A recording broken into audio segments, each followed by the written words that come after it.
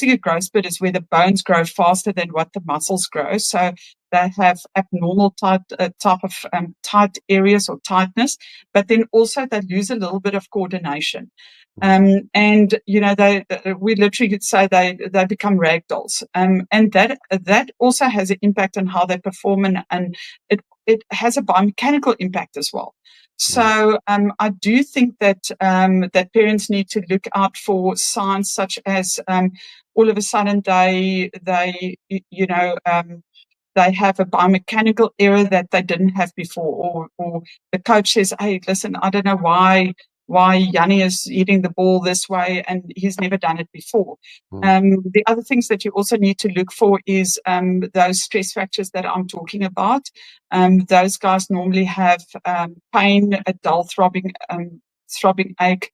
That is often prevalent after exercise, and then also when they get into bed at night, they have that dull throbbing ache.